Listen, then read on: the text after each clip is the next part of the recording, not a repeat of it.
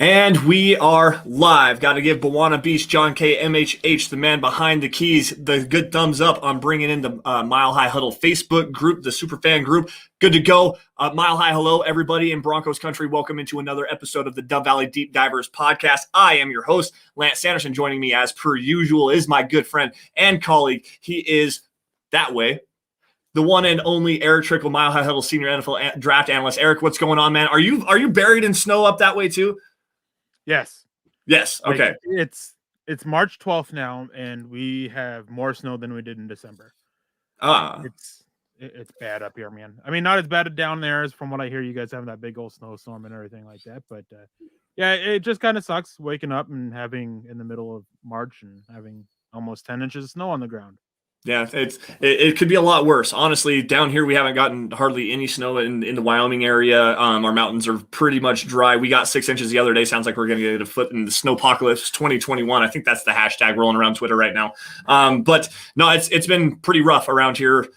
Really hot. Today was actually pretty cold because we got that snow and the temperature dropped down again. It was around the zero. It was almost below zero when I went to work this morning. But no, it's been kind of rough. And unfortunately, I think with the heat that we've had and the lack of snow, I'm predicting some fires for Wyoming this year, which is really unfortunate. We had to deal with a bunch of the smoke from Montana last year and the smoke from California, and there was a small fire in Wyoming, but it wasn't necessarily anything really to speak of. I think we're going to have something big this year. Pretty unfortunate. But guys, this is not a weather show. Unfortunately, we would love to talk the weather with you guys all day. But no, this is the Dove Valley Deep Divers podcast. Today on the Dove Valley Deep Divers podcast, we have free agency breakdown. Free agency is right around the corners. The Broncos have $32 million in cap space. The salary cap was set at $182.5 million. I believe it was on Wednesday was when the NFL finalized that. So $32 million in cap space for the Denver Broncos. And that does include Justin Simmons being on the franchise tag as well. So the Broncos have some room to wiggle around. We'll talk about some names for you guys to watch and everything like that. But guys, before we get into this, couple of quick announcements here. First things first, a couple weeks ago, we did a mock draft with Muhammad Badri, a superstar mock draft where he came on. We were the scouting department. He was a GM, got to make the picks. We're doing that again. We're going to do it 2 more times. Same kind of thing here, guys. Super Chat superstars get entered in automatically. It doesn't matter how much you give, but for every $5 you give, you get another entry into the drawing. So if you drop a $20 donation, you get 4 entries. You drop whatever it may be. So every $5 increment, you get another entry in. We're going to try to bolster in and give some people some more chances to get in and get an opportunity to join us. Now, before we get into this as well, we do have to say hello to our presenting sponsor, and a big thank you to Manscaped.com. 2021, we're well underway now. You got the snowpocalypse going on. The vaccine's rolling out. They're starting to get some more less restrictions and everything. Some people are being able to go outside and get out and go mingle around a little bit more. And the way like if you're going to go out, you've been hiding in quarantine and everything like that, the best way to get yourself in shape and cleaned up is Manscaped, man. They have the precision engineered tools designed specifically for below the waist grooming. You can use the Lawnmower 3.0 as a beard trimmer as well. It's the greatest way, the easiest way to get yourself back in shape and looking great for your lady, or looking great for if you want to just go out on the town and have a nice time. So Erick, tell us a little bit about that lawnmower. Well, I don't have it with me today, but it's actually really easy to use. It's simple. It has a nice little light on it so to help you see, because if you're working a little bit down there, obviously you don't want to nick anything or cut yourself. So having that extra light is very helpful, and it's just very simple to use, very easy, works extremely well. But I do have the bag with me, the shed is what they call it, and it's a nice little travel bag. If you travel a lot, this thing is excellent because it's got plenty of space for all your toiletries in there, your toothbrush, all that stuff like that. It's nice, easy to keep clean too, and it's just really nice. It's kind of soft too. But probably my favorite product of Manscaped that I have is these boxer briefs, which are the softest boxer briefs I have ever owned before. They're so nice to wear. They're super comfortable. They help you keep you cool down there and feel a little bit refreshing. But it's a long list of products that they have at Manscaped, and all of them are really good. Yeah, I've got the fingernail clipper kit that I've shown before, the Shears 2.0. You've got a nail file, some tweezers, some nose hair trimmers in there as well. Also, I've got the cologne, the refined cologne. Samantha, my wife, she absolutely loves it. Loves the way it smells. You got the crop mop for cleaning up everything down there after you're done, making sure that you're nice and groomed and everything. pH balanced. They feel really great. They smell pretty decent. Really good stuff. Now, guys, the easiest way to get this stuff is by going to manscaped.com and using the promo code HUDDLE. If you do that, you're getting 20% off and free shipping on everything that you get, including the Lawnmower 3.0. They've got the Weed Whacker as well. That's the nose hair trimmer. They've got a toner for everything down there to kind of keep everything nice and balanced and clean and smelling great. It also works for a little bit of deodorant. They got deodorant as well. The boxer briefs, like Eric had mentioned. But guys, again, manscaped.com, promo code HUDDLE, 20% off and free shipping on everything at manscaped.com. Trust me, guys, your wife, your girlfriend, anybody you meet outside, out at the bar, going out and hanging out, having a drink with your friends and stuff like that, they're all going to appreciate you, and your family jewels are especially going to appreciate you for that. Now, Eric, there was something else that we needed to grab here too, because you have kind of a very interesting announcement. John, you want to pull up that super chat that we got last night? Just 1 second here. John is a little bit behind the scenes. Now, Eric, what do you have going on here? Well, I've got the announcement that I'm going to be leaving Mile High Huddle. I'm going to be going over to Horseshoe Huddle. No, I'm not leaving Mile High Huddle. I am going to be contributing over at Horseshoe Huddle, our Colts sister network. But that's just a couple articles a week. It's not going to take away from anything I do for Mile High Huddle. But the bigger thing is the new show, the Trickel Zone. That's coming tomorrow at noon Mountain Time. However, it's only for Facebook subscribers. So you guys are going to have to go to Facebook and subscribe to Mile High Huddle through there. On tomorrow's show, I'm going to be talking about my top 10 off-ball linebackers, what they do, what their best trait is, what their worst trait, and who their pro style comparison is, to kind of give you an idea of what type of player this is. So it's a Facebook only subscriber show, Facebook subscriber only show. It's not on YouTube. It's not going to be on Twitter or anything else like that. So you got to go to Facebook and subscribe to get access to it. And up until the draft, I'm going to be breaking down all my top 10s, some positions, top 5s of players in the draft, best trait, worst trait, player style comparison. And after the draft, we've got some big ideas coming. So you guys definitely don't want to miss this. Now's definitely the time to sign up. And it's just the one new show that's on the way, with many more coming. So again, go to facebook.com and Mile High Huddle and subscribe right there. Yep, become a subscriber, $5 a month, I believe is what that is. Tyler Randall is the one that jumped in on Super Chat last night on the Mile High mailbag with a very generous donation here, saying, I'm so excited about this new podcast. Hashtag let's go. Hashtag DB4L. Hashtag MHH4L. Now, to get into the crux of our conversation for today, free agency. Again, the Broncos have around $32 million in salary cap space. I have the number here, $32,350,000 and some change as well. Now, obviously, we have Justin Simmons on the franchise tag underneath that. Eric, after we get potentially, a restructure for Von Miller, Kareem Jackson could potentially be a restructure as well. Contract extension for Shelby Harris. We're looking probably around the $10 to $15 million area, maybe a little bit more than that. Also, you got to kind of worry about the draft class coming in here, probably with the top 51 rule. That means the top 51 salary cap hits on the roster actually count against the salary cap. So there are players that are going to be on the roster, the 90-man roster, that are not actually going to count towards the salary cap. So, Eric, what do you predict that the Broncos are going to have as far as salary cap space when they do actually hit the opening of free agency on next Wednesday? Okay, so when you look at that 32 million number, just a couple things. You kind of touched on it, but I just want to clarify a little bit. A couple things to keep in mind here is that's not counting the restricted free agent tenders for Alexander Johnson, Tim Patrick, and Philip Lindsay. Right. As soon as they get tendered, that money has to come off. And I think the lowest one is like 2.4 for an original round, the third level tender. And then it's like 3 point something and 4 point something for a second and first. So those will come off.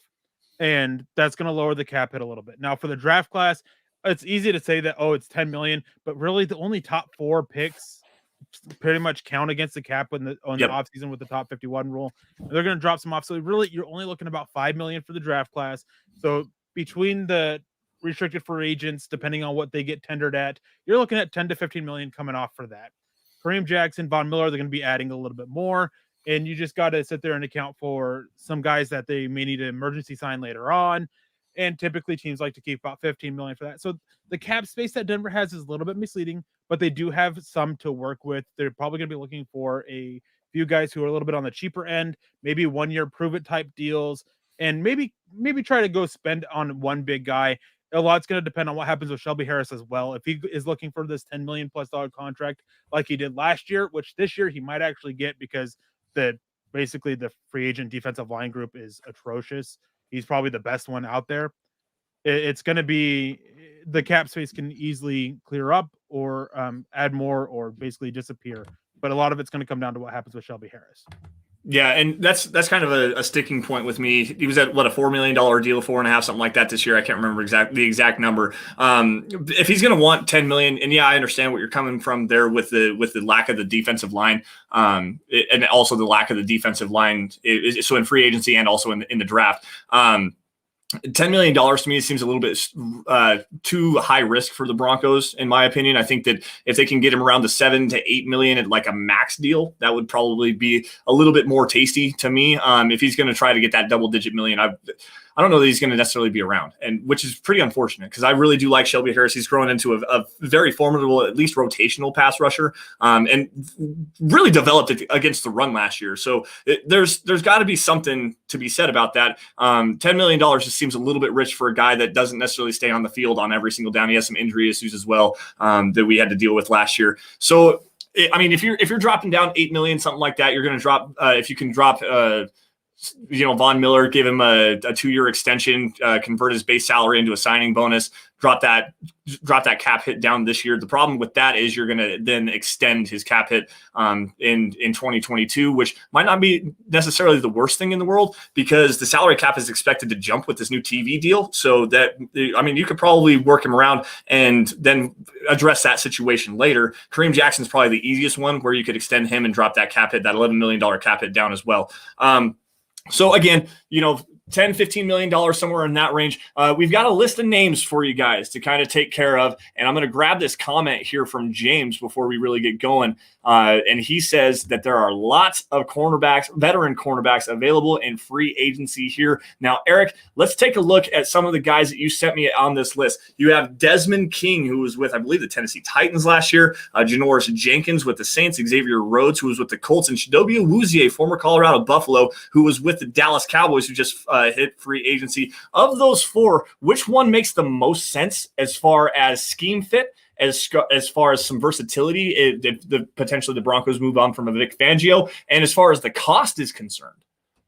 No, I think I really like Desmond King coming in and being that nickelback kind of cover guy, replacing kind of Will Parks, doing that, having that role. He's not a true cornerback. He's not a true safety. He's that guy kind of in the middle, and I like him for that role. I think he's the best fit for that. Chidobe Awuzie, I think, would be an interesting one. I saw James Campbell mention his former Colorado teammate, Ahkello Witherspoon, but I'm just not sure where Ahkello Witherspoon is health-wise. I mean, he got injured this last year, and there's some concerns there, and I'm just not sure I would take a risk on that. And I mean, there's a lot of guys here, but yeah, the two that I'd be looking at is probably Chidobe Awuzie. I think that he'll be a little bit on the cheaper end because his time in Dallas wasn't great. And that Dallas scheme really didn't fit him. I think he'd be a little bit of a better fit in this match quarters. I like Xavier Rhodes as well. And I think that he's one that's a lot of people are going to shrug off because of how bad he was playing a press man system in Minnesota. Well, when he went to Indianapolis, who runs a very similar system to Vic Fangio's match quarters, he did extremely well. He was actually had one of his best years of his career. He was 9th overall in Pro Football Focus cornerback grades for on the season with 77.3, and he allowed only 50% of passes thrown his way to be caught and a 79.2 passer rating when targeted, which is all extremely low from much lower than what he had in 2018 and 2019 when he was playing a press man system. So I really like that fit. I like bringing him in. And my question is after having such a bounce back year with the Colts, can he still be had for cheap? That's my big question there. And that's the one reason why he wouldn't be like the main guy that I would go after. It'd probably be, one of those ones that you call and see how it's going and then kind of cost and everything and then go on from there. But before we continue on, we didn't say our hellos, and we need to say our hellos to our chat, starting with Mohamed Badri, who came in earlier with a super chat after joining us last week for his mock draft, which if you guys haven't done so yet, make sure you go back and check that out. Thank you, Mohammed, for the $3 donation, man. You're really appreciated. You'll be entered to win again, although I'm not sure yet since you just won. We kind of want some differential here, but we'll talk about that after the show and everything. But there's plenty of other guys in here. I know that James is in here, and of course, Buana behind the scenes, but we have Johnny Baki. He's been in here. He goes, and he said, appreciate you talking to people. I think Buana in the chat, right? Yeah, he was talking to Buana in the chat. Gavin's in the chat. And so hello, Gary, RCML, Greg Smith, Ernie Mays, man. It's always nice to see you two in here. CG Orange Crush. Hey, man, it's nice to see you. It's the first time I think I've seen you in here, at least on Periscope. I don't know if you've joined us through something else before. Paul, hey, Paul, it's always nice to see you in here, man. Yeah, great to see Paul. Jay, like, there's just so many of you guys, and it's always great to see you guys. We're glad you can join us. Richie, David Kilgore, who came in with a $5 donation. Thank you, David. You're going to be entered to win on the next time we do a mock draft. He says, what about Patrick Peterson or Richard Sherman? So the thing about Patrick Peterson and Richard Sherman, scheme fit is going to be the biggest thing. Patrick Peterson also has taken a step back in coverage this last year. He's really good in man coverage. So I think that you could probably, with Vic Fangio's scheme playing more off and playing that quarters coverage, where you want to have some athleticism and be able to click and close and drive on the football. I think that you could probably disguise some of the lesser athleticism with Patrick Peterson as he's come up into age. And I think that, honestly, probably one of the best things you could do with him to extend that shelf life just a little bit is start to transition him to more of a safety role where he can get a little bit back, especially if the Broncos move on from Kareem Jackson instead of doing a restructure if they just decide to out and out cut him. I think you could bring in Patrick Peterson and he could play that Kareem Jackson role where you have the too high shell, probably drop him down in the box, let him play in the slot just a little bit and get kind of frisky up there. Richard Sherman, on the other hand, is not a scheme fit. I don't think that he's going to be able to fit with what the Broncos do. He's more of a cover three guy, kind of ride the rails, a little bit more physical. And obviously with the dog mentality that he has, that trash talker mentality where he's getting in guys' faces. That's all fine and great, but he's just not, I don't think he has the requisite athleticism enough to be able to play in Vic Fangio's scheme with the click and close. He's more of a turn and run cornerback. He always really has been. If he doesn't get his hands on you, in the press and then be able to turn and run with you, he's not going to have very much success. Well, in Vic Fangio's scheme, they want to have you off the ball a little bit and then be able to drive and click and close and move vertically backwards, but then also click and close, drive forward, and then turn at your hips and run if you need to run and drive on the ball across your face or something like that. I just don't think that excuse me. I don't think Richard Sherman fits with what the Broncos want to do. It's definitely an interesting prospect there, depending on what his cost is going to be. And if you think that there's some like multiple years there, but he's 33, 34 years old, something like that. So that's something that I don't see. I mean, and I also think he's probably going to want to go to a contender if he doesn't just end up back with the 49ers. So to me, no, I'll pass on Richard Sherman. I actually agree. I think that he's just the cover three corner. Patrick Peterson, as you said, this is one that I've been saying quite a while on Twitter about going and getting him and converting him to safety, especially if you move on from Kareem Jackson. I think that's the only way Patrick Peterson makes sense. Last year, I spent a lot of time watching him, just seeing what he still offered up, and there was definitely signs of a decline from him playing corner. Yep. And then real quick, Elway to go, the GOT came in with Kevin King, Green Bay, 6'3", cornerback, 4'4", 340, size, speed, starting to put it all together. I'd pass on Kevin King. He was not good last year, and he was burnt toast in the playoffs. He was a liability. I just don't know what you do with him. I don't think he's a cornerback moving forward. I really don't. I don't think that he was a cornerback ever. I think he was more of a safety player as it was. And like, honestly, he just didn't have the hip fluidity. He was better moving backwards. And I don't think that he has a good click and close on the ball. This is another one here. Bill jumping in here. Bill 1293. Big fan of William Jackson, but he'd be costly.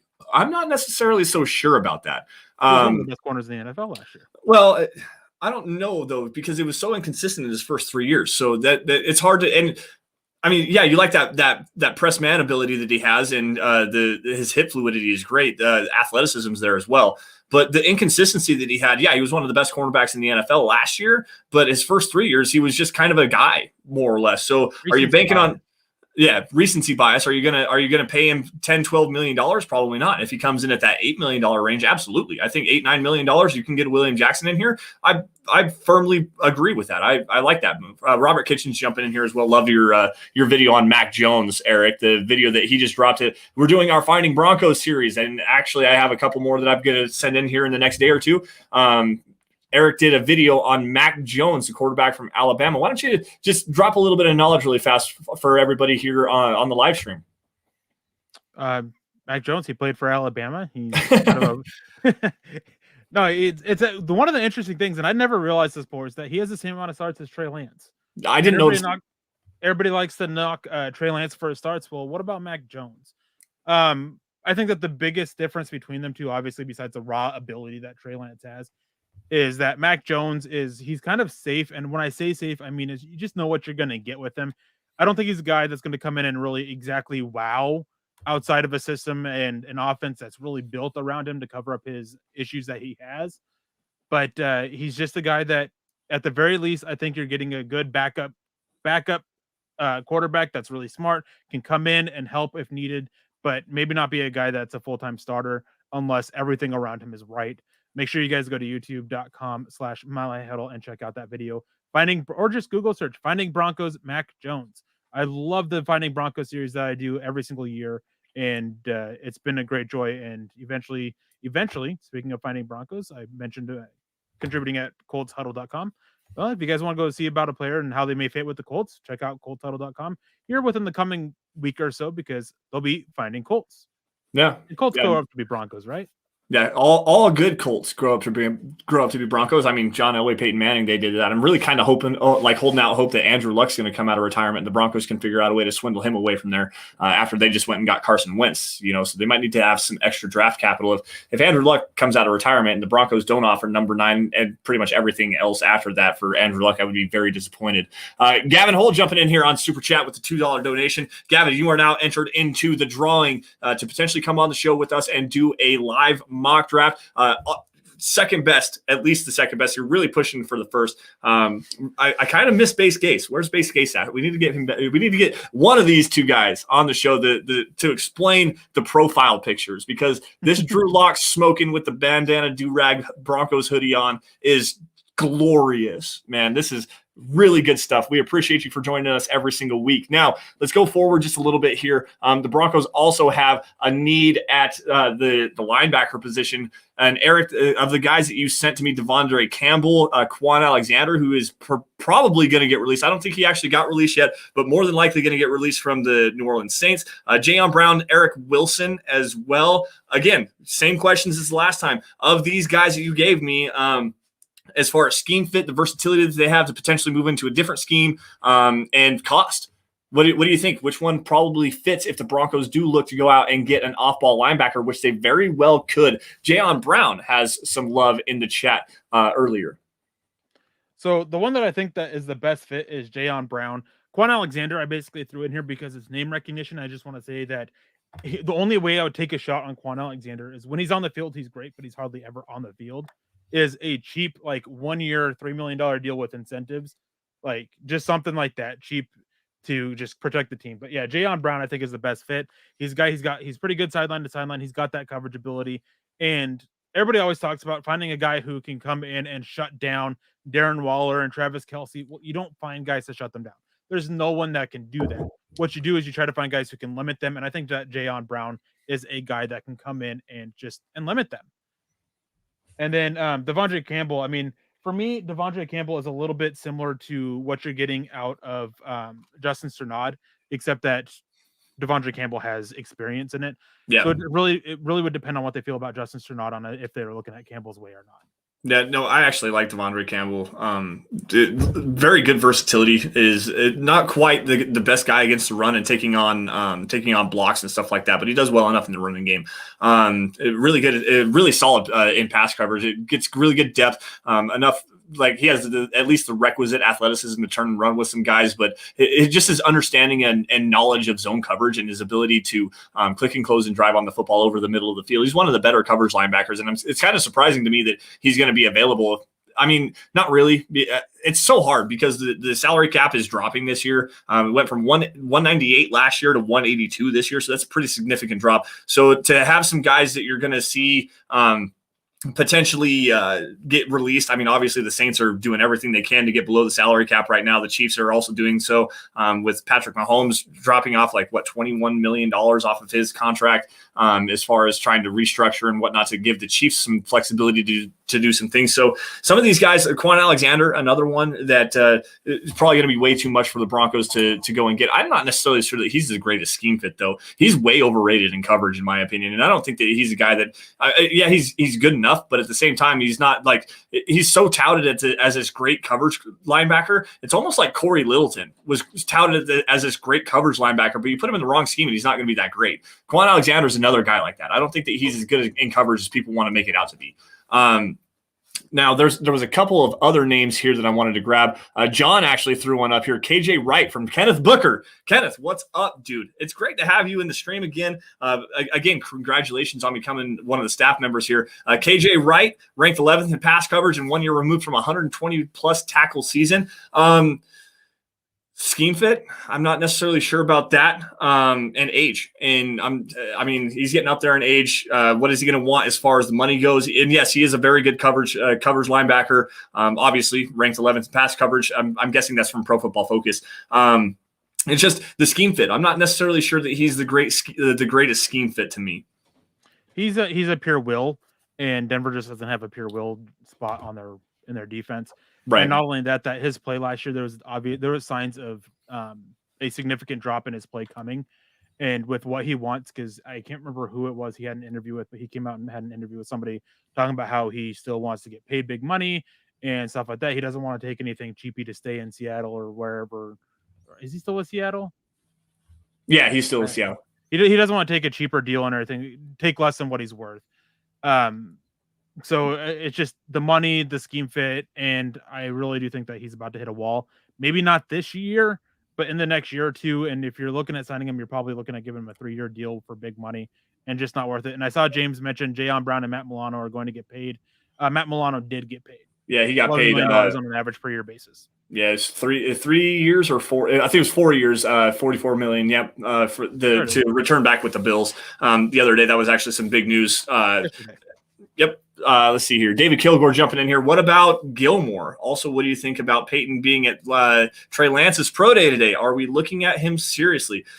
Gilmore, are you saying Stephon Gilmore? Because if you're talking about Stephon Gilmore, that's an intriguing option to me. I think there's some scheme versatility there as well, playing up in New England where they do a lot of some of the quarters-based coverage as well. The salary cap is going to be the biggest thing there. Is he a cap casualty? Because he's not a free agent. I think they're actually talking about trading him. There's a trade for him. I don't know exactly what you would want to give up for him. Probably not much at this point in his career. And with the cap hit there, with the Broncos being as cap strapped as they are, because again, the Broncos are really trying to retain a bunch of these guys. Philip Lindsay, Alexander Johnson, Tim Patrick. That's going to be upwards of the $9 million area out of the 32 that they have, potentially getting Shelby Harris back. So Gilmore might be a more pie in the sky kind of a thing, but also at the same time, it's definitely a legitimate option. Now, George Payton and a massive contingency, including quarterbacks coach Mike Shula up at the North Dakota State Pro Day, taking a look at Dylan Radins, apparently. That's who they were actually. No, it was Trey Lance. They were up there to take a look at Trey Lance. Eric, what do you think? But I know that there's been a lot of things about, they went to see Dylan Radins, and I mean, I'm not saying that they didn't go to see him, but you don't take your quarterback coach to not pay attention to the quarterback. Thank you. Watch what the quarterback's doing. That's the simplest thing. If they were really there to just focus on Dylan Radins, it would have been Mike Munchak going, not Mike Shula. The wrong Mike for the player that they're supposedly wanting to get. I don't know if they'll seriously go after him, because I think that they'll have to trade up to get Trey Lance. Don't know. It could be a thing of, hey, maybe he falls to us. We want to make sure he's there. We want to know what we can do, what he can do, things like that. So I just want to be just clear on that. I mean, it's not a thing of they're taking the quarterback coach to watch the offensive lineman. It doesn't happen, especially when you're so limited. You can only take 3 players or 3 personnel people to the pro days now. Like, you're not wasting one of them on the quarterback coach. Right. It's really simple. Well, and to get after that a little bit, we already know George Paton's mentality. He's a draft and develop kind of a guy, and he wants to go. And he actually did say, we're going to leave no stone unturned. We're going to go look at everything. And you have questions at the quarterback position. Why wouldn't you go look at all the top quarterbacks? And Trey Lance is one of the top quarterbacks, regardless of if you think he's a 2-year project or not. I mean, he is one of the top quarterbacks. He's probably going to be a top 10 pick, maybe even a top 6 pick. We're not exactly sure yet. The upside's there, the athleticism's there. He's every trait that you want. There's reports of him being a great student of the game and constantly making film cut-ups for all of his teammates. If the Broncos didn't go and look at him and take Mike Shula, would probably be a little bit more concerning to me that they did. Like quite honestly, and to round this out, David, again, you're going to be you're entered in for the superstar mock draft, so thank you for that as well. But with the questions, if George Paton doesn't go out and live to that mantra that he placed out in his introductory press conference of, we're going to leave no stone unturned, we're going to take a look at every single option, we're going to be involved in every single deal, it doesn't matter. So, and as of this point, the Broncos have been a name to watch in every single quarterback conversation, whether it was Matt Stafford, now Deshaun Watson, Sam Darnold, Mitchell Trubisky, Gardner Minshew, every single one of those quarterbacks, the Broncos have been a name to watch because they've been involved in every single one of those conversations. So, I mean, it is noteworthy, definitely. I just want to talk on that. Go ahead and flash that comment. I just want to clarify the comment that was just up, John.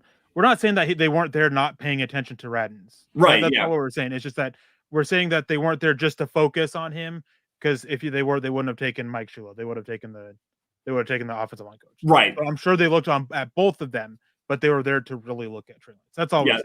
Yeah. They took a chance on Trey Lance and everything. And obviously you're up there, you're taking a look at everybody. I mean, they've got a wide receiver, I think, that's a late round pick that could potentially be available. Some defensive prospects as well. I mean, they're not only just looking at Trey Lance and Dylan Radins. I mean, they're up there to make a business trip out of this whole thing. But to take Mike Shula is the noteworthy thing here. Mark Langley jumping in here with a $10 super chat. What's up, guys? Lance, congrats on being a dad. And Eric, congrats on being the guy that you are, just speaking from the heart. Hashtag DVDD, MHH, hashtag Mop and Glow, a.k.a. Jawan James. Okay.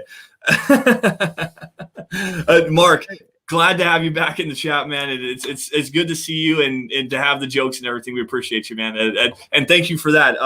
Kaven is now 7 months old, and he's getting some more personality to him. He's starting to talk, not really talk, but making more noise. We have him in a walker, and he'll walk around and go dad, dad, dad, dad, dad, like all the time. It's so much fun. He's growing fast, and I love it. It's just an amazing feeling to be a dad like that. So Lance doesn't want to say this because he's embarrassed, but his son talks better than he does. Yes, he does. So he's just a little bit embarrassed. But thank you, Mark, for the donation, and thank you. I mean, that's all I try to do, is just try to speak from the heart. I'm passionate about it, and it comes off as angry and everything like that, and not intended. But I'm just passionate about it, and I'm glad that some people are recognizing it and aren't thinking that I'm just a, what. But I mean, I don't know if we grabbed this super chat earlier, or if I missed it, from Richie. No. And with a $2 donation, he said, Rankins, IDL, yes or no? Love the show, guys. Thank you, Richie. You are entered into the super chat raffle. What are we calling it? The super chat raffle. Yep.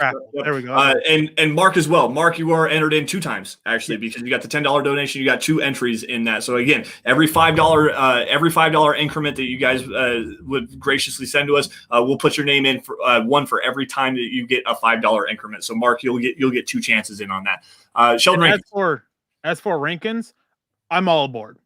Cheap 1-year prove it deal because of the injuries that he's had. And people don't realize he had a great rookie year. He was on his way to stardom before the injuries came in. He's saying he's healthy. Of course they want to. So you still want to. All players will say that. So you want to protect the team. I would love to take a shot if Denver doesn't keep Shelby Harris, because I think Rankins.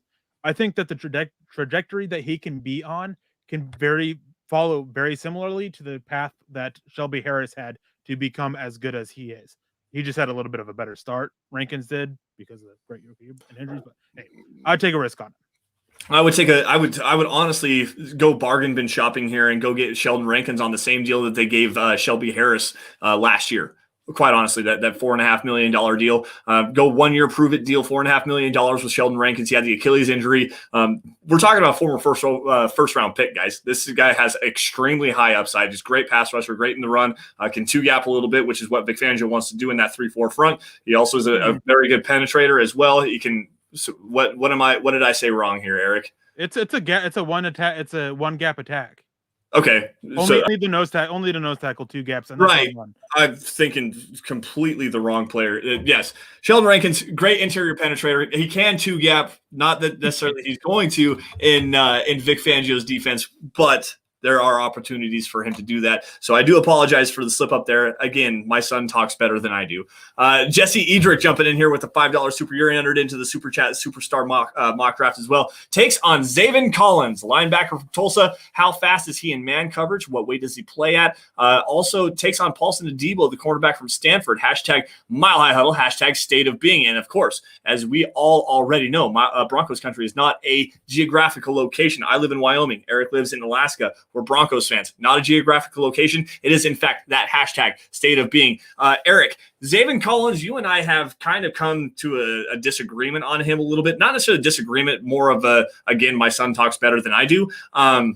I poorly word choice on the way that I evaluate Zaven Collins, on him being better moving forward than he is moving backwards, just because he doesn't get his depth right. Now, Eric, I want you, the senior NFL draft analyst, to drop some knowledge here really fast on Zaven Collins and what you think his scheme fit is as far as man coverage, what weight does he play, stuff like that, to answer Jesse's questions.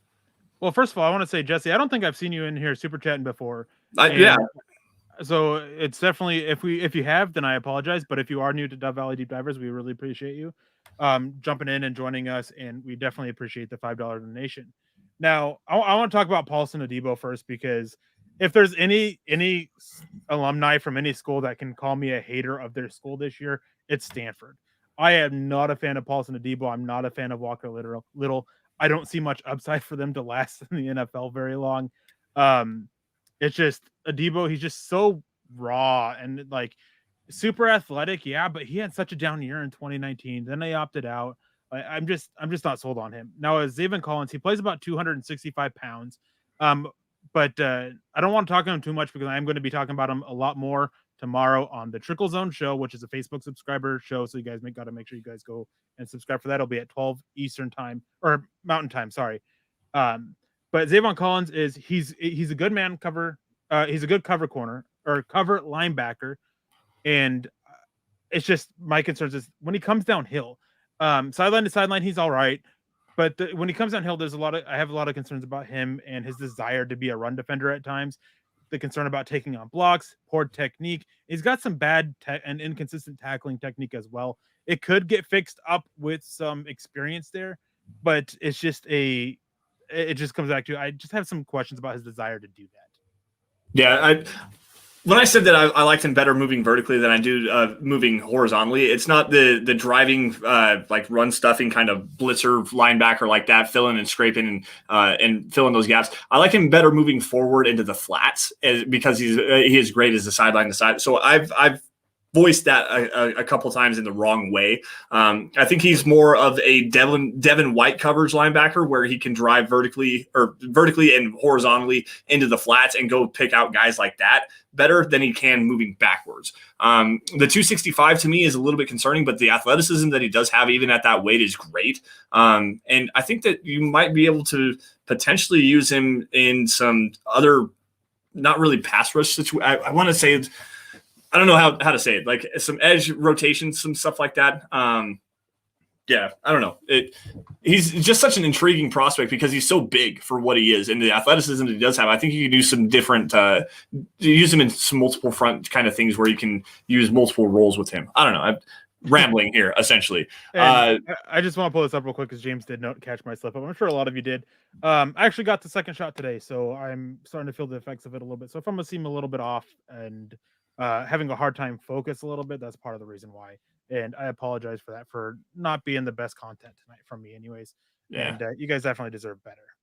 Yeah, it's all right. It's good. You're doing great. I think I'm probably the worst one here tonight because I cannot speak for some reason. What's in the cup is apple juice, guys. So we'll just leave that there. What about Eric Wilson, Johnny Baki? Oh, wait. Sorry. Chase Wilner coming in here with the $5 super chat. Hey, fellas, just curious how you rank the top 4 quarterbacks in this class. Eric, what do you think? Top 4 quarterbacks. I know a lot of people have it Lawrence, Wilson, Fields, Lance. Mine's a little bit different. It's for me, Trevor Lawrence is the top guy. I don't think that, to me, in my opinion, that's not really debatable.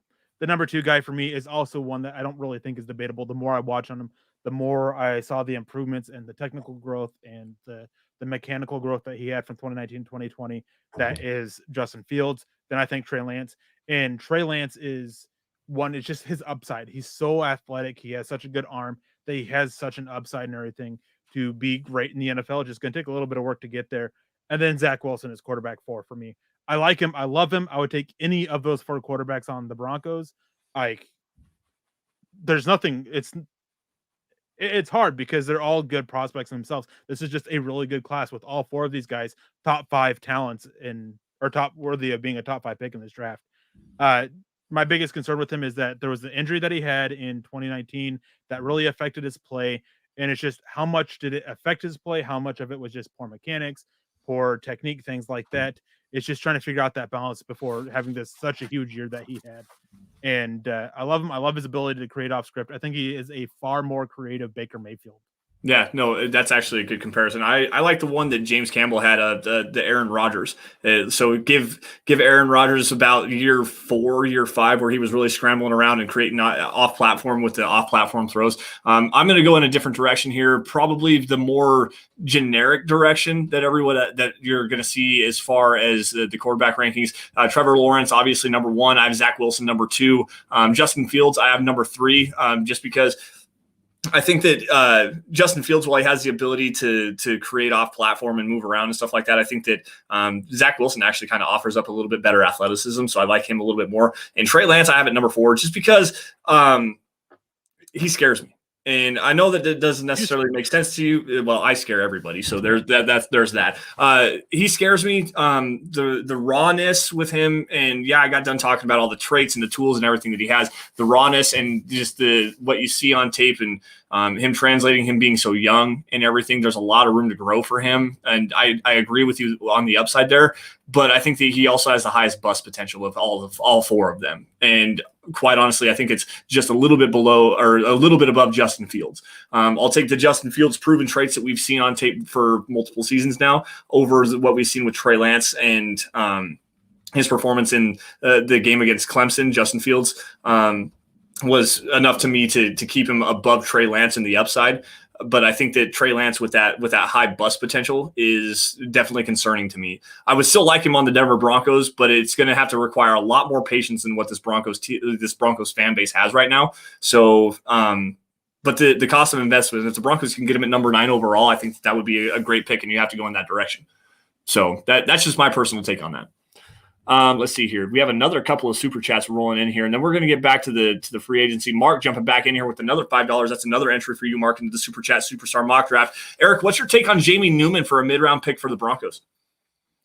I like it. I don't love it. If I'm looking at a guy round 3, round 4, which is where I think that Jamie Newman I would take a shot on Davis Mills first. If you miss out on him, then Jamie Newman would be my next guy, and then probably Kellen Mond after that, which isn't a great one for me. The more I watched him, the more I kind of fell off, but there's still some stuff that you can work with on him. But yeah, he's kind of there. Probably like if Denver traded down in the 3rd round or traded up in the 4th or from the 4th into the late 3rd, and they really wanted a quarterback there, I'd be fine with Jamie Newman at that point. Yeah. But much earlier than that, not really.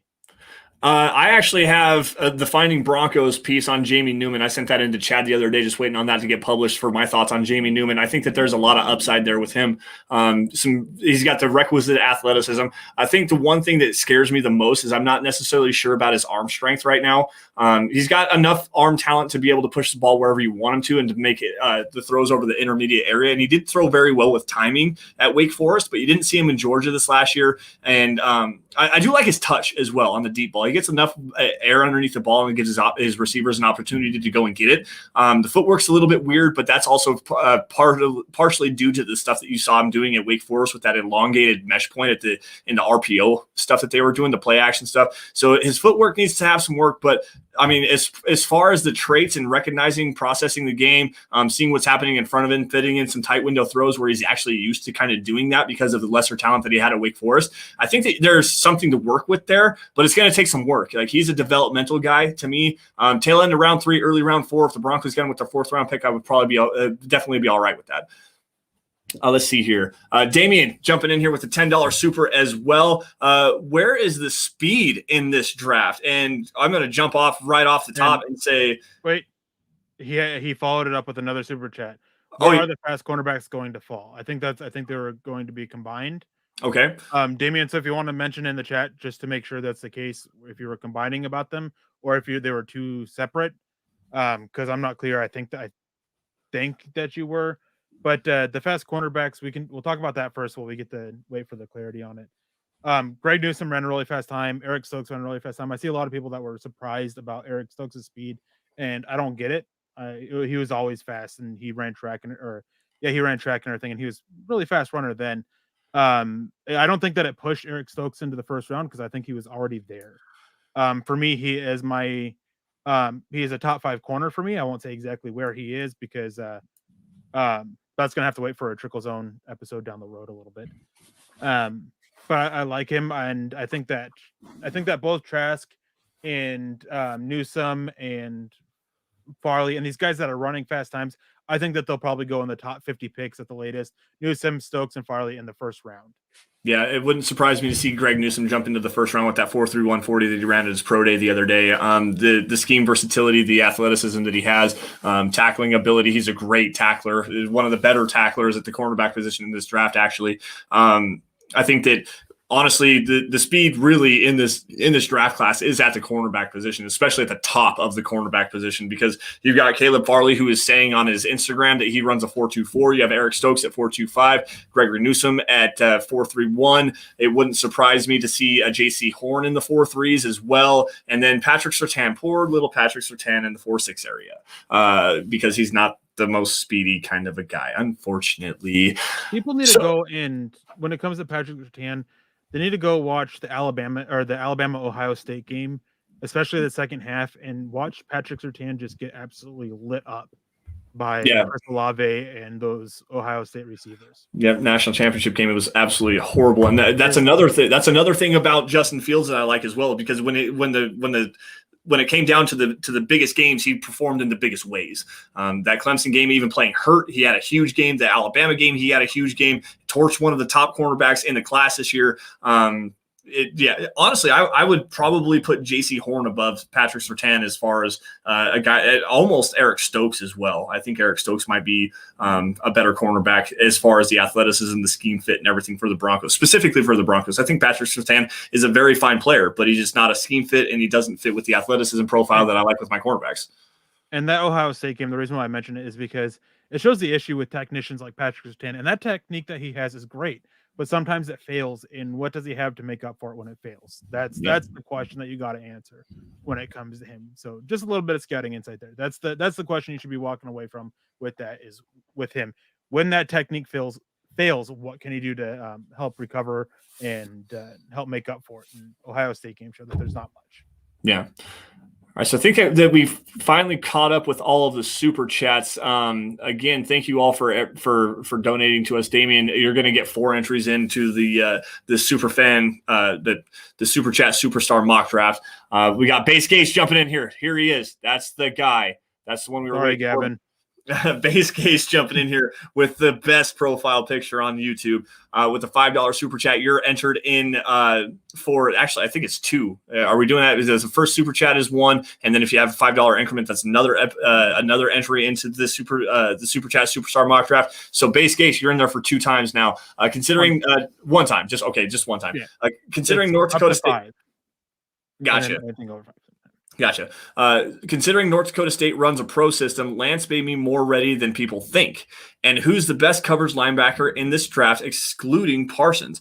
Real quick, you can include Parsons, and he wouldn't be the answer. I was going to say that I wouldn't even put Parsons in that conversation in the first place. Best coverage linebacker in this draft. Well, it depends on how you view Jeremiah Owusu-Koramoah. If you view him as a linebacker, he is the best guy. I think he's kind of more of a box safety. And outside of him, I think the best cover guy, best linebacker cover guy that I don't have a concern about if he's actually a linebacker or not is Jabril Cox. Baron Browning, also the versatility and the ability to drop back. I would take Cox over him as far as the best coverage linebacker. Chaz Surratt, sneaky little option there, high end athleticism, but he's just raw enough. Who can't run? 4.7 40. Oh, I did not see that. Wow, that's new information to me. Wow. Okay. So never mind. Erase that. But that's a little real quick. That's a little tongue in cheek because your 40 time isn't a direct inclination on what you can do in coverage. But there was other concerns that he had at the HOA combine that lead to concerns with his game being able to translate to coverage. He did well at UNC. He's still learning, but these concerns that he showed with other athletic testing that he did is just a little bit too concerning to throw him in there, in my opinion. Right. Okay. Then that's fair. Just based on what I saw on tape, it doesn't necessarily match the timing. So I don't know. That's kind of a weird one here. I'm going to jump into the conversation of speaking about the linebackers here. Johnny Baki's thrown this question in here, and I wanted to grab it a couple times.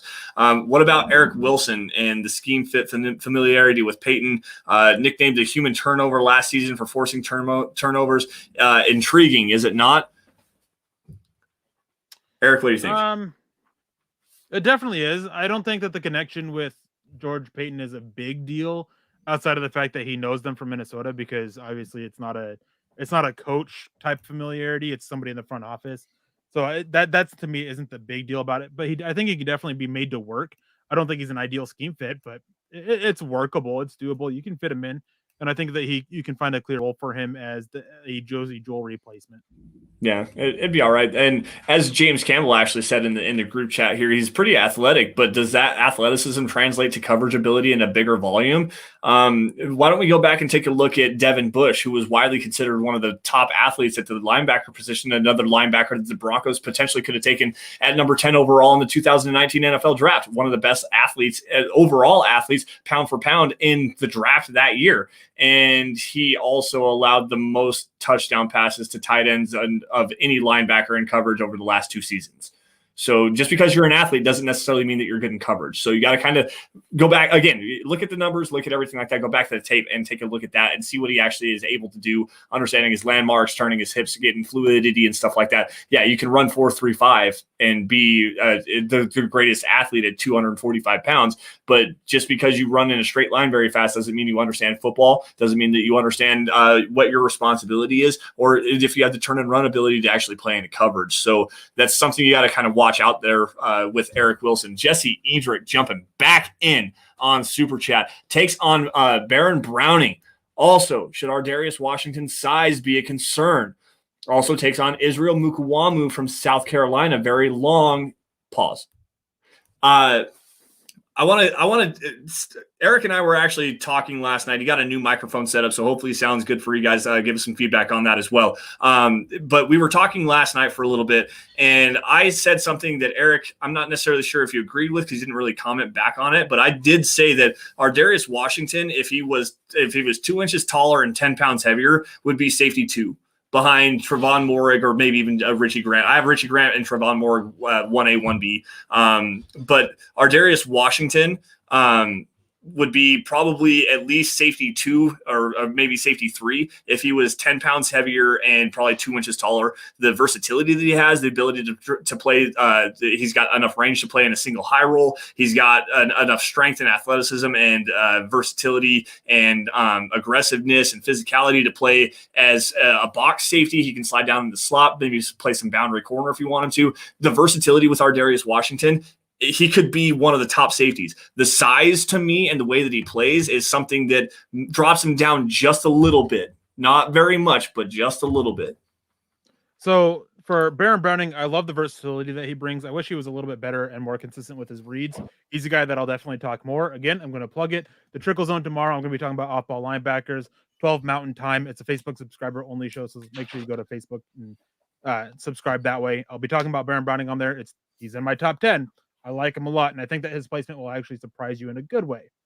Ardarius Washington, he's a guy that I like him a lot. I do agree. If he was about 6 foot even, with his physicality, his athleticism, nothing else changed. If he was just instead of 5'8", if he was 6 foot flat, I think that he would probably be in consideration as a top safety in this class.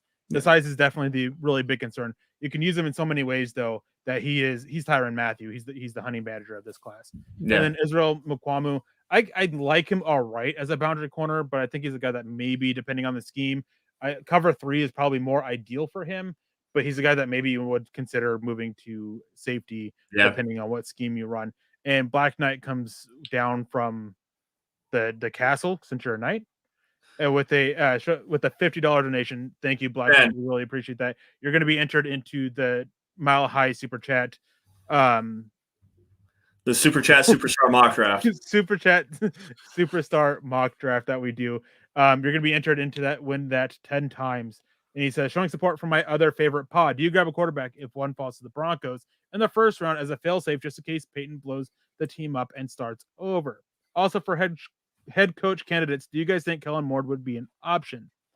So to talk about the first part of it, do you grab a quarterback? I think you do. If one of the top 4 falls, I think you have to, because I think the value, all 4 of them are worth top 5 picks. I think the value just outweighs it there. If you really want to build a good team, you got to take the best players. Drew Lock hasn't shown he can be the guy. And I know a lot of people don't want to give up on him yet, but you can't pass up on those guys just in case that he might turn around, because if you pass him up and he doesn't turn it around, that will get you fired. And I think Peyton knows that. And I think that in case that they don't meet expectations, they do blow it up and start over this year. New head coaching, everything like that. I think that it's a good idea to have a new quarterback in play, because that can be very enticing for head coaching candidates like a Kellen Moore, who I would assume would be an option. I think like a Joe Brady. I mean, I'm not saying it's written in stone that Vic Fangio is gone. It's a pretty likely chance, of course. But I mean, you can't at this point, with what the Broncos have done over the last couple of coaching hires, they've had a very limited search path, or net cast. I guess that's the way I wanted to say it. And that you just can't do that again, especially with the way that the NFL is changing and adapting and all that. And if you get a young quarterback, especially one like Trey Lance, who's super athletic, you want a very creative offensive mind. I think Kellen Moore can be that. Joe Brady, one of these guys, can definitely do it. Eric Bieniemy, I think that he could be an option as well, depending on how things go, because he isn't the best interview. Eric Bieniemy has some dark history past, guys, that we really kind of need to pay attention to. Is that Kellen Moore? I like former quarterback for Boise State, has been the offensive. It was a backup quarterback for the Cowboys and transitioned into that offensive coordinator role, and has been there for I think the last 4 or 5 years, something like that. And really has kind of taken Dak Prescott under his wing as not only just an offensive coordinator, but also as a quarterbacks coach as well. So that's an intriguing option to me, especially if you want to pair him with a young quarterback. Now, if it's me.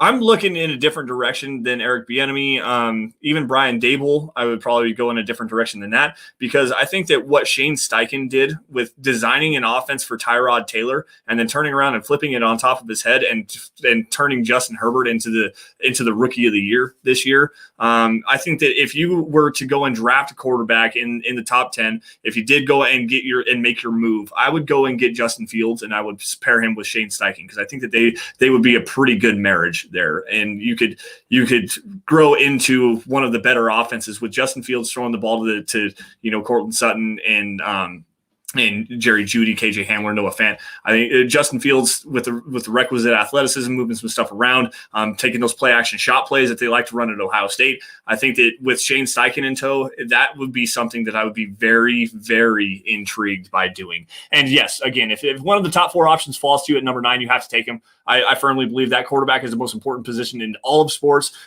And it's even, I'm a hockey guy as well. I love the Colorado Avalanche. I love what the goaltender brings. And obviously, if you want to have an opportunity to go and win a Stanley Cup, you need to have quality goaltending, and not only just one, but probably 2. If you want an opportunity every single year to go and be competitive for a Super Bowl, you need to have an elite quarterback, plain and simple. A great roster, for sure, will take you there, but that elite quarterback will give you that extra boost over the top to get you into the Super Bowl and potentially even win it for you. So yeah, you got to keep swinging until you get one. You absolutely have to keep swinging until you get a quarterback. And if a guy falls at number 9, or if you fall in love with a guy like Trey Lance, like George Payton was just there watching him today, if he falls in love with Trey Lance, you want to make that move and go get him. Go get him. I'm all for it. I don't think that there's anything that you can say against that. Quite honestly, we got a Facebook user jumping in here.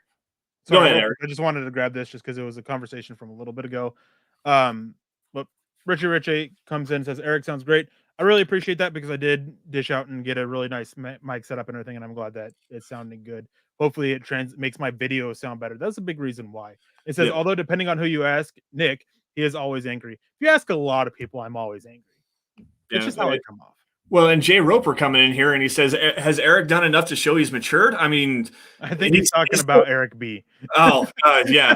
Sorry. I thought the first thing. Same thing. No, I'm actually taking shots here just a little bit because you always like to take shots at me, and I'm not necessarily sure that you have matured enough to be a head coach candidate, or at least the senior NFL draft analyst for Mile High Huddle. No, I'm just playing. We got a Facebook user here really fast. I want to just grab this comment, not Kenneth Booker's one. I want to grab the Facebook user. Not sure exactly who you are. I'll jump back in on the Mile High Huddle Facebook page and grab a hold of that. You have a setting on your Mile High Huddle Facebook page that does not allow your name to translate across to us. So I will come back and interact with you after the show is over. Who is our starting quarterback? Is it Drew Lock? It really kind of just depends.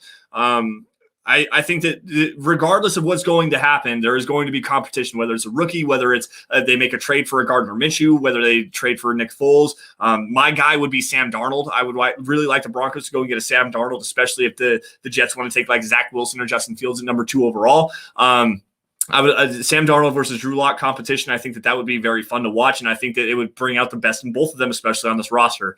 But Drew Lock is definitely going to be at least in the mix for that. I just don't know if it's going to be Drew Lock. I think that he has all the tools and most of the traits to be able to be a top, 15 quarterback, maybe even a top 10 quarterback if he actually hits his stride. But it's just, you've got to put it all together. And there's some footwork issues there, arm slot issues, YOLO ball issues where he's not taking what's given to him. That the inconsistent decision-making that you see from him. There are often times where he gets a little bit skittish in the pocket. His footwork gets even worse. He turns and runs away from pressure instead of stepping up into the pocket to give himself a better platform to throw on. There's a lot to like with him, but there's also a lot to hate with him. And I think that you bring in some better competition and instead of just handing in the job this year, that it would probably make him a lot better. I think that it would also make whoever you're bringing in for the competition better, because that's a legitimate fight. I mean, Drew Lock is on the cusp of potentially being something potentially pretty special. He just has to round it all the way out. If you come out and you get an Andy Dalton, then I don't think you're probably going to have the greatest competition there. But if you get a Sam Darnold, a guy who has a lot of experience, 3 years as a starter, I think, up in New York, at least 2, I know for sure, missing time with that AC joint sprain, same injury that Drew Lock had.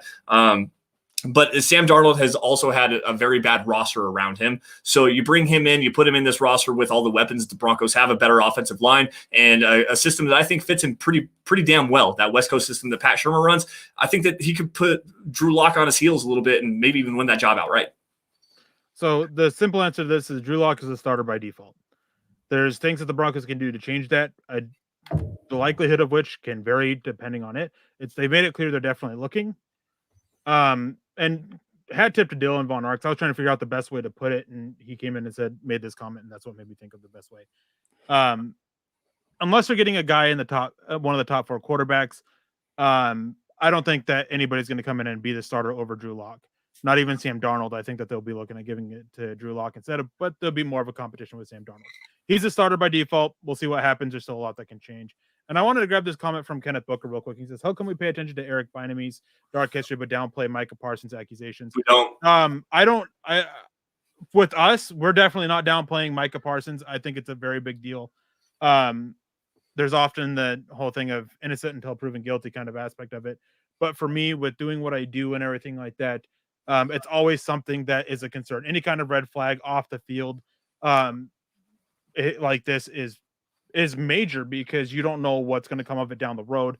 If Yachu Melifanu, he's got some stuff that's very concerning red flags. I can see him dropping it because you just don't know what can come of it down the road. So it's definitely big concerns with them. And it's a big reason why Micah Parsons isn't my number 1 linebacker. He's extremely athletic and everything, but the for me, it's not just the off-field stuff like that. It's Bucky Brooks coming out and saying that Yep. who knows him very well and being questioned about his maturity and if he really wants to be a great linebacker and the drive to be that. Those are also big concerns with me, but definitely not downplaying it from myself. No, and myself as well. And going back to that Bucky Brooks comment, the crazy thing about that Bucky Brooks comment is that he's actually a very, very close family friend with Micah Parsons. They've known each other practically his entire life, and especially all the way through high school. He had massive immaturity issues at high school. He had massive immaturity issues at Penn State. There are potentially some sexual assault allegations as well from some hazing stuff that they were doing. I'm not going to go into any details there. Google it if you want to find out more. And to me, as James Campbell said, I wouldn't consider Parsons until round 3. I'm going to pull this comment up again. I don't know about round 3. If he's there round 2, then maybe. But as far as the number 9 overall pick, he's going to go round 1. He's probably going to go in the top 20 as well. But for the Broncos at 9, I don't think that I would be willing to take that risk. And again, not to hammer on Eric Bieniemy or on Micah Parsons. I love the talent. I love their ingenuity. I like Micah Parsons as far as the player is concerned. I think that there's some issues with him dropping into coverage. I think he's more of an edge rusher than he is, or like an Alexander Johnson type role. I think that if you wanted to move on from Alexander Johnson and pick up Micah Parsons, you could fit them together seamlessly. They're the same kind of a guy. But with the off-field concerns, the maturity issues, him not fitting well in the locker room, and continuing to pick on some of his teammates and some of the things that he did there, quite honestly, to me, he's undraftable. In my opinion, round 3, sure. Round 2, I think you could probably get over it. But honestly, it wouldn't surprise me to see some teams completely take him off of their board because of that. So it's not necessarily downplayed. It's just something that you don't necessarily talk about. All right, before we get out of here, I just have one more comment that I want to grab, and it's from BNS. It says, Eric, what do you think of the Steelers' Mike Hilton as a fit in our defensive backfield? Mike, I wanted to grab your comment, BNS, I wanted to grab your comment about Mike Hilton a couple times. I've seen you put it in there. I don't know. I'm not a big fan of it. I question his fit a little bit. I think that the Steelers are a little bit more press zone or press man. I'm not positive on that, though. I'm not familiar with their coverage system. But I'm just when I watch the Steelers, I just wasn't very impressed with it. Maybe he can work in it. I don't know, but it's hard for me to say because I'm just not familiar with what the Steelers do with their coverage scheme. I think a lot of it's more press 2-man than anything. But it is very close to the line of scrimmage. They do like to get in your face and disrupt the timing of the route stuff. And that really plays into their pass rush. I mean, TJ Watt, Bud Dupree, they do a really good job with that. But again, as Eric said, I'm not necessarily very familiar with that. I'm not sure if they run a single high or 2 high. I think a lot of it is press 2-man. So press cover 2 high safeties, 2 high shell, press man on the outside. So with Hilton, I think that there's some athleticism there that you can work with, but I'm not necessarily sure about the hip flexibility. I think he's more of a turn and run kind of a guy more than a drop back into coverage. Like Eric said, you want him in this face more than anything. It just depends what the price tag is. And if you think he can actually fit here, I think that would be all right. But anyways, guys, we're going to have to get out of here. Thank you all for joining the Dove Valley Deep Divers podcast. John, let me take control here. Make sure you guys are following us on Twitter. You can follow me at Sanderson MHH and for Eric at Erick Trickel. While you guys are at it, follow at DVDD_pod is the easiest way to keep up with what's going on with the Dove Valley Deep Divers podcast. We'll throw some hot takes out and converse with you guys there as well. A little bit more frequently, hit us up on our own personal Twitter handles. Also, while you guys are at it there, follow at Mile High Huddle for instant news and analysis on your Denver Broncos. We've got film breakdowns, opinion articles, anything breaking regarding the Broncos. You're going to find it there. It's also the easiest way to keep up with what's going on with the Huddle Up Podcast Network. You guys got the Huddle Up Podcast. You've got Building the Broncos on Tuesday. You've got us on Friday, Mile High Insiders on Saturday. Anything that's going on with the Huddle Up Podcast or milehighhuddle.com, you'll find it at the mother account at Mile High Huddle. Facebook users, very, very important stuff here. And I'm going to let Eric take it away here in just a second. But Facebook users, go to facebook.com/milehighhuddle and subscribe. Become a Facebook subscriber. It's $5 a month. You get some great premium content, including Eric's The Trickel Zone. Eric, what's that all about? Well, not only mine, you guys get access to Kelberman's Corner, which is actually a pretty interesting show. He goes and gives some takes that some will consider a little bit hot, but definitely has a nice, interesting take on it all. But of course, my show, the best show there is, the Trickle Zone. Up until the draft, we're going to be talking about the top 10 at each position. Well, not each position. Some positions like quarterback, tight ends. I'm only going to be talking about the top 5. So definitely make sure you're following that. I'm going to be talking about all these players, what their best trait is, why it's their best trait, what their worst trait is, why it's such a concern, and a pro style comparison to give you a greater insight as to who this type of player can be. Now, player comparisons don't mean that they're going to follow that career trajectory. Doesn't mean they're going to be as great as a player or as bad, whatever it may be. It just means that that's their style. So make sure you go to milehighhuddle.com and become a supporter there to get access to the Trickle Zone. And then after the draft, guys, you definitely want to be it before the draft, and you want to continue after the draft because the content that's going to be coming out. I'm trying to get Lance to get his own show, and I know that Nick Kendall will be having a show coming out too. That you guys won't want to miss that either. I'm not sure what day, not sure how far down the road that is, but just something that's coming eventually. Yeah, I've got the 5280 view. I need to really kind of dial that in. I think we're going to do some film watching together, kind of a watch party. Eric had a really good idea about me watching some film and breaking it down in front of you guys. Potentially won't be able to do anything as far as you guys seeing it, but we can have a conversation and everything like that. So the 5280 view probably coming after the draft. I need to hammer down some details with Chad as well, breaking down some prospects and stuff like that. And I just wanted to throw out there too is also make sure you go to facebook.com and follow Mile High Huddle Pod. It's a new Facebook page that Chad and everybody's growing, I believe. I'm not sure how new or anything like that it is, but make sure you guys are going and following that up. It's stuff that's more centered around the podcast, I believe. Right. Okay. As always, guys, subscribe wherever you guys are watching this, whether it's YouTube, Facebook, Twitter, Twitch. Subscribe to Mile High Huddle. Like every video you guys see because that's one of the best things you can do for the algorithm. Liking videos, that helps us out the most. And if you really love it, share it out to as many Broncos fans as you possibly can. Help us grow our audience. Get in front of as many Broncos fans as humanly possible. Before we get out of here, guys, also got to give a hat tip out to huddleuppod.com. That's the merch store. That's where you can get yourself a hat. You can get yourself a t-shirt, face mask, hoodie. There's a coffee cup. There's a onesie for your baby if you want it. There's something for the guys, something for the girls. Eric's got the Dove Valley Deep Divers hat on tonight right there. He just actually put it on. Check that out, huddleuppod.com. Something from every podcast as well to represent your favorite Mile High Huddle personalities. Great way to support the show. Again, subscribe, like, share, wherever you guys are at. I think that's pretty much going to do it. Eric, before we get out of here, you got any last words? No, just make sure you guys are subscribed to Mile High Huddle on Facebook so you guys get the show, the Trickle Zone, tomorrow. And then make sure you guys tune in tomorrow night for Mile High Insiders with Nick and Luke Patterson. Yeah, absolutely. Nick and Luke do a really good job. It's a fun show. It's always fun to hear some of the takes that we got from those guys. Nick kind of holding the show down and doing a good job hosting everything. Luke with his witty humor and everything that he does. It's a lot of fun. Mile High Insiders tomorrow night. Again, guys, thank you all for watching the Dove Valley Deep Divers podcast. Follow us on Twitter at Sanderson MHH, for Eric at Erick Trickel. You all stay safe. Take care. Have a great rest of your weekend. You guys will see us next week, same time, same place, same bat program, same bat channel. Good night, guys.